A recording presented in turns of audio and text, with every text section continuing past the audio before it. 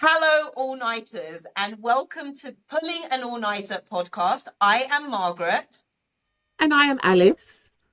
and on today's show, we have Alex from the Dad Shift. Welcome, Alex. Hi, thanks for having me. What is the Dad Shift? Why did you set it up? And who else is involved in this amazing campaign?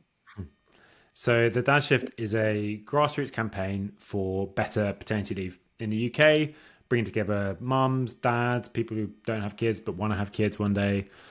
And we're campaigning on this because the UK has the worst paternity leave in the whole of Europe. It's 2 weeks paid at less than half a minimum wage, or absolutely nothing if you are self-employed. And we started this campaign for a couple of reasons. So from a personal level, my background is running campaigns with charities and in politics. And this is something that I became super passionate about because, I've got two kids, a 3.5-year-old and a 13-week-old. Congratulations. So right in the middle of it at the moment. Thank you. And I always knew that when I became a dad, I wanted to be a really hands-on, active dad. I wanted to do things as equally as possible with my wife, both so that she can carry on in her career and also so that things are fair at home and it's not always her doing the washing and the dishwasher and all that stuff. But also for me, I always wanted to have a really strong relationship with my kids. That was something that I saw my dad didn't get the opportunity to have. Obviously, his generation, there was no paternity leave. So my older brother was born 9 o'clock on a Sunday night. My dad was back at work 9 a.m. the next day. He worked long hours, 5 days a week, wasn't really involved in looking after us. Ended up kind of pushed to the periphery of the family. It was like us and my mum and then him. And it contributed to the breakdown of his marriage. And we're much closer now as adults. But I've talked to him about it since, and he really feels like he missed out, but also that he didn't feel that there was really anything different there. No. And you fast forward a generation, and still the sort of systemic barriers are in place that make it really hard for most fathers to be as involved as they want to be. And paternity leave is one of the big ones there. We have the worst paternity leave in Europe. It's 2 weeks paid at less than half a minimum wage or nothing at all if you're self-employed. And we can get into why that causes so many problems, but it makes it really hard for fathers to be as hands-on as they want. And everyone suffers from that, mums, dads and kids. And also that we saw as the kind of dads that came together to set this campaign up, that there were groups led by women already campaigning in this space. So Pregnant and Screwed, for example, Fawcett Society and others, running campaign and mobilizing mums to push for better paternity leave. And we felt, well, that's not really like fair on them to leave this work just for the mums to sort out for us. And also makes their job harder when men don't show up to say, this is something we want. Exactly. It's easy to say it's just women pushing this on men. And that's not the case. We know that that's something that this generation of fathers want. So that is what the Dad Shift is trying to achieve. And we love the Dad Shift and the campaigns that you've run. So the first one that caught our eye was the actual life-size model babies that were attached to slings to statues across London. Explain and why, I guess.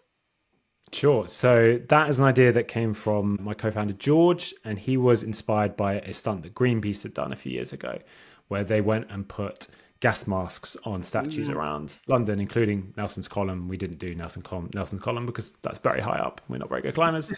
But they were trying to highlight how bad air pollution is. And so we thought, well, we want to try and tell a story about, for women in public life, they are primarily defined through their kids, first and foremost, right? They're constantly asked about their children. If you read an article about a woman, it will usually say how many kids she has. Very rarely you'll see that for a man. So the flip side for men is that we are judged in society and defined through our careers. That is the primary value we are seen to bring and the metric of whether or not we succeed or fail. And the story we wanted to say is actually we need a bit more nuance in how we understand what it is to be a man and the contribution we make to society. And fatherhood is part of that, right? In the way that we see it is, we very clearly see it is for mothers. The motherhood is a big part of how mothers contribute to society. And so we went around, we found some statues of famous people like Thierry Henry or Laurence Olivier, and some just statues of kind of random members of the public. So there's like a guy hailing a taxi, and you put a baby sling on, it's like he's suddenly desperately late for nursery with his baby. And people really enjoyed the kind of visual storytelling behind it. We got a bunch of coverage online, press coverage across the world. We had people writing about it in everywhere from the US to Bangladesh. And it really gave us a good springboard to build the campaign from. It's so important because I think of my husband and the fight that he always has, which is always trying to, outside of maternity leave, is also that continued trying to be present. So when he's at work, it's like he's trying to, if the kids are sick, the school calls me. And sometimes he's just like, no, I'm here, call me, I can Yeah. come and do it. Or when it's like with work, he sees his counterparts, so females who they get a bit of a flexible working in terms of pick up and drop off.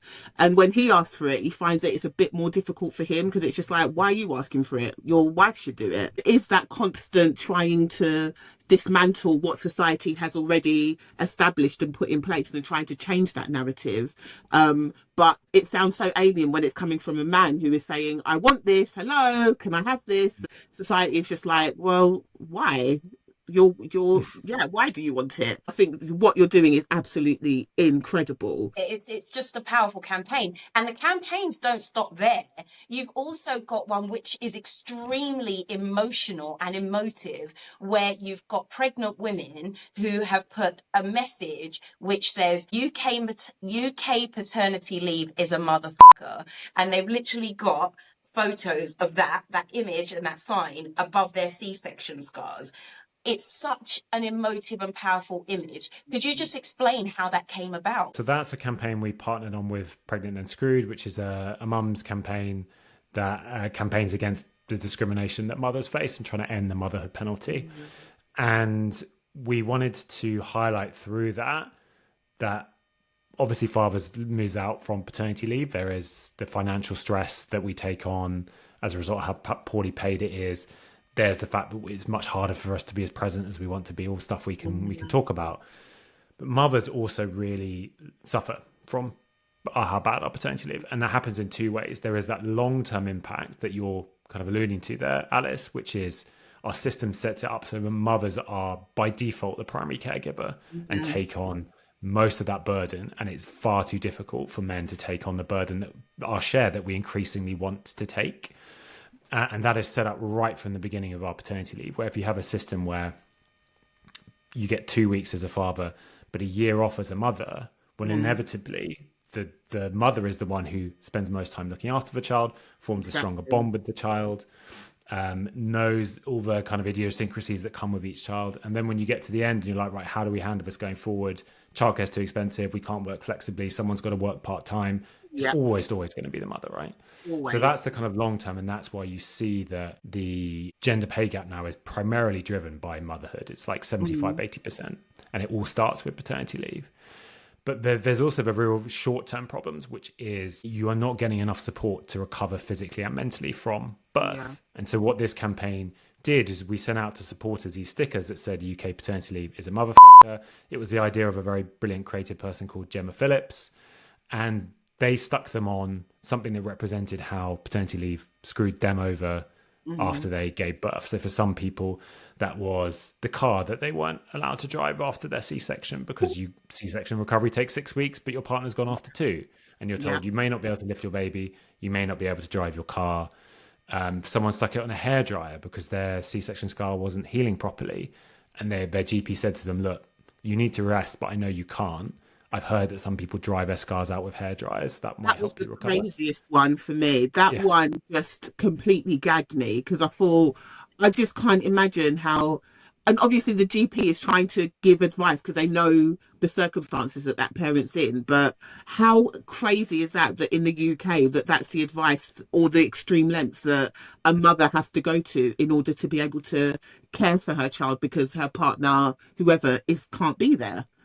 Because of something as simple as paternity leave. Yeah, absolutely. It's completely wild. And I think one of the things stories we try and tell of a campaign is our paternity leave is very out of step with the way that we see ourselves as a country. Like I think people in the UK would say, yeah, we're pretty forward thinking when it comes to gender equality and, making sure that people are properly cared for with their healthcare. And actually in reality, paternity leave is an area where we have a real blind spot.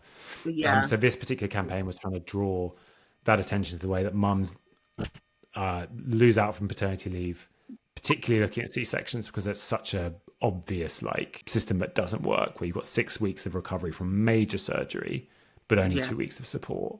And some of the stories we get back about that daily are pretty horrendous.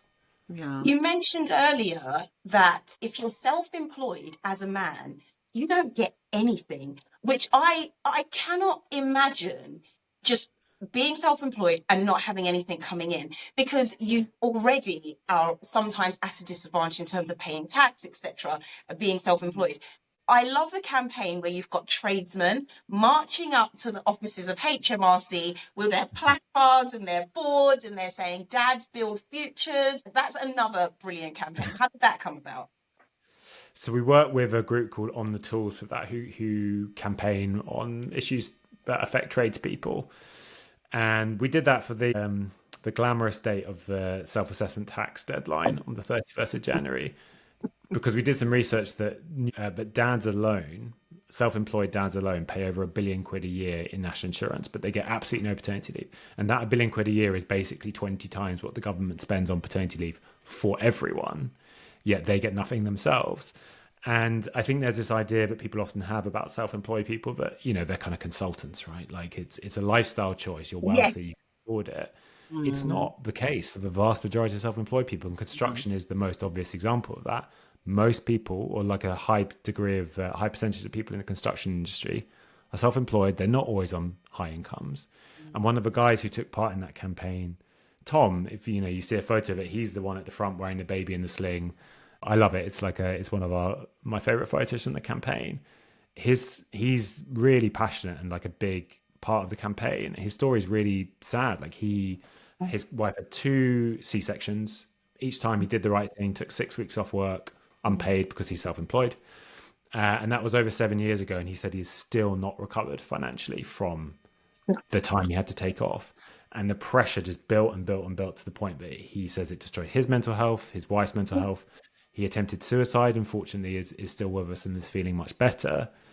But people who are self-employed need the same level of support. And it's even worse if you're adopting, because if you are adopting and you are self-employed, you are not even entitled to maternity leave if you are a mother. And so I spoke for, these rules apply across different family makeups. So this affects 2-dad families as well. I spoke to a couple of guys who both self-employed, just adopted a baby for surrogacy, and neither of them got any parental leave at all. So one of them took 2 weeks and went back to work, one took 3 weeks and went back to work. It's like, how are you, they were taking turns holding the baby and working at their laptops. What's crazy about that is that there, in this country in particular as well, there's a massive push for adoption as well. It's always on the agenda, just around the number of children that need adoption, the number of children that need homes. And when you see people who are trying to do the right thing and actually adopt and invite children into their homes, it's not made easy. None of this process is made easy for anybody who wants to actually just partake and support somebody else. It's incredible. It's a family, a home. It's not just a binary process of we're adopting and bringing somebody into it. It is making homes and families, and that's so important. And it's ultimately, it's as if it's a penalty. You are penalized for the entire process of wanting to start a family, for wanting to create a home, and for wanting to bring up a child. And that takes me on to my next campaign that you have done, which is the penalty charge notice in partnership with Movember. It is ultimately a penalty, and you've demonstrated that with this campaign. Yeah. So this one, when you get a parking ticket, a yellow ticket, you come back to your car and your heart sinks. It says I know penalty them charge very notice. well. Yeah. Yeah. Me too, unfortunately. And we've got custom ones made up that look exactly the same, except instead of penalty charge notice, they say paternity charge notice. And if you open it up, it explains that it now costs on average between 5 and 9 grand to have a baby in the first year. But your paternity pay is like 370 quid for the fortnight. It doesn't even buy you the average pram. And then your maternity pay will drop off a cliff after 6 weeks as well. And the point we're trying to make is that it's almost like you could not design a better system. You would say, right, to heap stress on parents at the exact moment when they least need it. Like you're saying, okay, you're going to take on these costs and we are going to absolutely slash your income, and you're not going to sleep, and you're going to have to learn how to be a parent, but you're going to be fine, right? You're going to get through it. And the reality is a lot of people are not fine. Like the research we did with Movember shows that nearly half of dads experience multiple symptoms of depression in the first year after their baby. Over half say that the financial stress alone damaged their physical and mental health. And what happens is that you go back after 2 weeks into this like pretty impossible pressure cooker for a lot of people, where your boss is like, well, you've only, nothing's changed, right? You've only been gone 2 weeks. It's basically like you've been on a holiday to Spain and now you're back, and you crack on, right? Yeah. You're also not sleeping. You're also like anxious and guilty that you're not at home looking after your partner. And suddenly your bank balance is pretty red and you're stressed. And it's no wonder that people then go off sick. And that's not good for them. It's also not good for their employer. It's not good for the economy. Like, no one is winning from this. So that's what we've been trying to highlight. And the reality is this is also a class issue. Like, the people losing out from this most are people on the lowest incomes. And that's something we're trying to talk about a lot, because there is, I think, this quite condescending idea that actually it's only like woke middle class dads who want to spend time with their kids, and like that's bullshit. It's Absolutely. Complete. And this is why, and it's nice when campaigns like the Christmas John Lewis advert that I saw your reaction to on Instagram. It's nice when these type of campaigns come out and they are so for dads. The whole video kind of just talks about a parent who, kind of similar to your example that you gave about your family, and that actually the dad kind of realizes that actually I don't know my son, or I've missed out on so much time with my son, and then just kind of using that time to just trying to reconnect. And it's just crazy how society, we've got all these expectations of men to be, you have to go out to work, you have to you have to provide the money, you have to do all of this, but we wonder why men's suicide rates are so high, because actually where are men actually talking to each other or sharing what their concerns are, or being able to unload all the pressure that they have? So it's so nice when actually there's soft ways that society is trying to say, actually we recognize that men need this support, let's kind of bring you in a bit closer.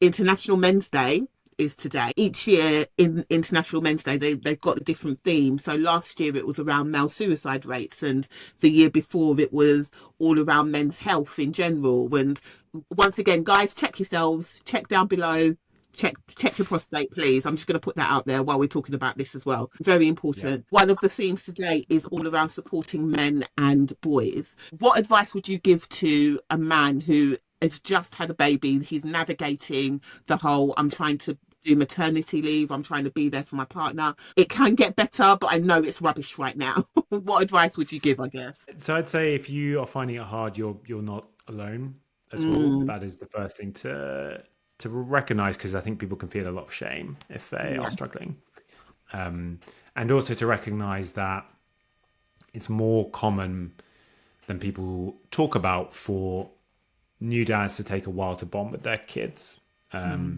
And there's some brilliant research that's been done by Dr. Anna Machin, who's an anthropologist who looks into how active fatherhood has evolved. Like, her work in general is fascinating and really worth a read. One thing she talks about is the difference between the ways that mothers and fathers bond with their kids. And mothers, it's much more like biological, right? Like, you've carried the child's come out, you may be breastfeeding, like there are all these kind of physical chemical signals that mean you've got a kind of jump start on it. And for fathers, it's much more experiential. It comes through the time you spend with the child and those bonding moments. And so there's another reason that if you're pushed back to work after 2 weeks, that it's harder because you are not really getting that time to bond, and that can ripple throughout for the rest of your child's life. You may not get the opportunity to recover that. If you are finding it difficult, you're not alone. It's a basic thing. But if you've got someone you know has just had a baby, text them. Don't just text them once, text them every couple of weeks, text them maybe every month or so. People have been doing that to me, and we're fine, and that's that's great. But I've really appreciated that someone is still thinking about us at like month 3, right? But it's not just like it disappears after 2 days and everyone's had a cute baby photo and then that's gone. Just like check in on your mates, and it makes a surprising difference. In terms of everyone who works on the campaign, how did you all meet? It's like the Avengers assembled, and then now you've got this incredible piece that you're working on. I mean, how did you all get together? The kind of impetus for the campaign came from myself and George as the other main co-founder, and I was starting to think about setting this up early last year, and was asking around people I know who I've sort of done similar stuff, being like, I've not done this before, like, is this a good idea, is this needed, how do you do it? And one of the people I spoke to is a mutual acquaintance of George, who then came back from his own paternity leave, and he had really good paternity leave. He's lucky his company gives him several months, and found it this incredibly invaluable experience, and came back and like wrote a post online saying, I've had this experience, I want to work on this. And this mutual acquaintance put us in touch. And we very much had to, as the phrase goes, build the plane as we were flying it and work out actually like, do we work well together, and what are our complementary skills, and am I too annoying for him, or whatever it is. And like fortunately we it turned out we worked quite well together, but that was a really interesting experience. And then we've just sort of had this group of volunteers kind of come in and out as they can. Like you're a dad, you're a parent, you have no time, so like people come and do what they can, and then they might go quiet for a few months. But that's just come from the fact that there's just a massive groundswell of support behind this issue, because this is ultimately something this generation of parents are coming in and saying, this does not work. Like, this is not letting us parent in the way that we want to parent. This doesn't match our values around equality. And also we're struggling. Like, we're struggling with money and with time and with energy. And they see that this is one of the areas that needs fixing. So yeah, there's a huge amount of public support for it. And today is International Men's Day, and we know that you are launching a kind of jokey competition / campaign. Tell us about that. Yeah, so we've been running a campaign to find the UK's best dad joke, working with On the Tools again, the guys who worked with us on the construction campaign. And the idea there is that the contest is highlighting the UK's worst dad joke, which is our paternity leave. And the fun bit is on the 20th, there is going to be a debate. So tomorrow, there's going to be a debate in Parliament, in the House of Commons chamber, where they do the budget and PMQs and everything. And MPs are going to stand up and read out these dad jokes and then talk about how rubbish our paternity leave is. So if you are one of the lucky winners of the competition, the voting is closed and you'll find out if you've won. Your joke might be read out in the House of Commons, which I imagine is something you never thought would happen, because it's really going to be a really surreal experience, but it should be fun. You can't keep us in anticipation. You have to tell us your best / worst dad joke. Okay. I came across one recently, which I really enjoyed, which was, I just gave my dad his 60th birthday card. He said, thank you, but one would have been enough. That was, it took a moment. Yeah. It deserves silence, that joke. But I think it could be in the running. Genuinely, it could be in the running. I mean, to be honest, I just nicked that off Reddit. I can't claim it myself. What is the ultimate goal? The Dad Shift turns 1 year. So happy birthday to the Dad Shift. Well done. Congratulations. What next? Is the campaign to achieve equal paternity? Is that what you're trying to achieve, or something else? It's a good question. So long term, our values around what we think paternity leave should look like is substantial. So a decent amount of time off, affordable. So it's paid enough that everyone can afford to take it. And it's not just a luxury for the wealthiest, as it is increasingly at the moment, and that it's equal. So longer term, we do think it should be equal, and that's what you see in the countries who do the best in this area. So the Scandinavian countries, for example, offer brilliant paternity leave, and for most of them, it's equal with maternity and maternity leave. Sweden, for example, offers 90 days to each parent. That's reserved for that parent. They can't share it. They have to take that themselves or lose it, and then they get 300 days on top to share between them. So like, it ticks all those boxes, right? It's a substantial amount of time, it's properly paid, and it's equal, and it's also flexible. It allows them to work out what works for our family, right? And if you have a family where the mother is in a really high-powered job and she wants to go back to work earlier, great, they can do that. Our system makes that much harder. Like, you do have shared parental leave, but almost no one uses it because it's not well enough paid. It's just like, it's not working. That's the long-term goal. Short-term, we recognize that like, Scandinavian countries have been working on this for like half a century. You know, they're a long way ahead of us. The average across Europe is 8 weeks at full pay, compared to our 2 weeks at less than half a minimum wage. The minimum ask that us and others in this campaign in this space have been making is that the next stage is to move to 6 weeks at 90% pay. So that's what you get in the first part of maternity leave. And then beyond that, any increases need to come to both maternity and paternity leave together. So we've suggested the government do what Spain did and increase it by a week or two at a time, so that potentially we could get up to, say, 12 weeks at full pay. You know, there's incremental short-term goals, and then there's that longer-term goal where, yes, I think equality should be the aim. And so on the 27th of October, there was the debate in Parliament about paternity. What was the impact? And I'm guessing it's about raising awareness and keeping it on the minds of the politicians so that when that time comes and that shift comes, they are all bought into this process. Yes, so that debate happened on the 27th of October. It was a debate on increasing maternity and paternity pay from less than half a minimum wage to the minimum wage, which feels very reasonable, right? Because it's meant to be the minimum amount you can live off. And that debate happened because over 100,000 people signed a parliamentary petition, which was started by the End Parent Poverty campaign. And that was a really valuable moment because it allowed a bunch of MPs to stand up within Parliament and make arguments on how badly the system is failing on social media. And, hundreds of thousands of people watched that. So it's like it's all helpful moments that are building pressure on the government to act. And the good thing is we do really have an open window of opportunity for a change to happen because the government's currently reviewing parental leave as a whole.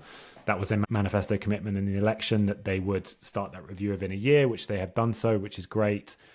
And that runs until the end of 2026. So we are laser focused on that review. Like that is our opportunity. What we need at the end of that is for the government to use this opportunity to bring in longer, better paid paternity leave. That's very much the outcome we're focused on. And what we're trying to do is just keep the issue high on the agenda, keep speaking to them through the MPs back in the campaign. We have dozens of those MPs working behind the scenes to make the case for action on this, and just keep it front of mind so that hopefully we get the outcome we need.